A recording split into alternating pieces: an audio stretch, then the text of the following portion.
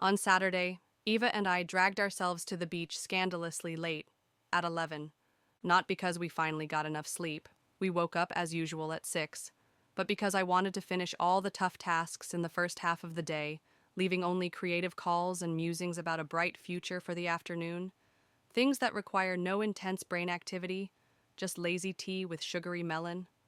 Platon, worn out by his daily morning sea baths over the summer, swore that during our 2-hour absence he would scrub the stone floors in the entire house, veranda included, with foam and then wipe them dry with special towels, a secret technique passed to him by Gita.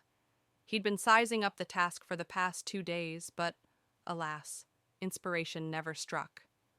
Since my beloved friend arrived, motherhood has taken on new colors. Ava now regularly cleans windows, cupboards, and bathroom fixtures, while Platon takes care of the floors. The most delightful part?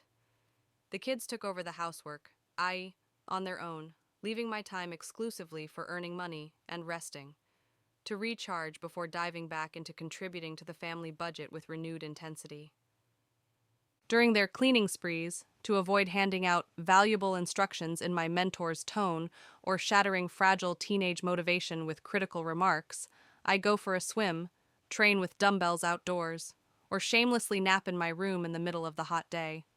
Anything for the mental well-being of the children, fans herself with an imaginary fan, hiding a satisfied smile.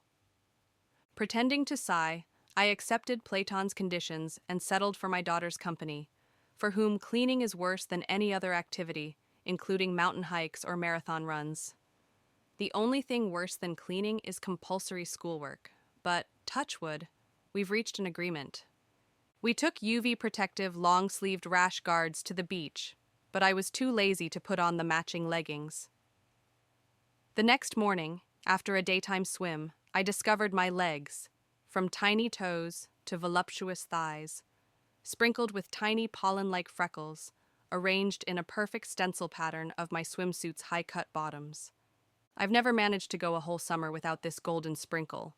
In the heat, my vigilance inevitably slips, and here they are again. Voila. I convinced myself that this is just our red-haired, freckled breed, a trait strangely passed down in our big Tatar family together with donkey stubbornness, strike-through determination, and late but always happy marriage and motherhood. But only along the female line, never directly from mother to daughter. In the same mysterious way, our family sometimes produces a model-perfect, long-legged beauty with an enchanting gaze, paired with bulldog business grip, a combo I didn't inherit. I look with hope at Eva, to whom I'm always in debt, even though I work without weekends and sew a bit on the side, while she, the little darling, only spends. At the beach, we won the wet t-shirt contest in the 11-plus category hands down, not because we're the hottest babes, as our dear readers might like to believe, but simply because there were no adult competitors willing to squeeze into tight, wet garments in August in our mild climate. Competing with curly-haired, big-eyed toddler blonde angels is pointless. They knock out the audience with one flap of a chubby hand and a blink of long lashes. Scandinavians, Dutch, and Brits pay a small fortune for the right to acquire the famous Riviera tan, soaking up the precious sun with every cell of their bodies, worn out by endless rains, winds, and fogs. I don't know what part of my brain I use when I keep buying only white items at my favorite sports store. Only while swimming do I remember that these so-called protective suits become seductively see-through in the water, even with full-sized bikinis underneath. White clingy tops are worse than any thong or push-up, bringing back memories of the legendary stars of that scandalous magazine from the past. Thank the French gods, the only one appreciating our charms is the silver-haired beach guard who's seen it all and nods in approval every time. Other beachgoers are busy with their babies, drinks, food, Instagram lives, and endlessly reapplying oil to their firm bodies to intensify their tans. By the way, if you're curious, I hovered for ages over the pharmacy counter with special supplements to take weeks before beach season.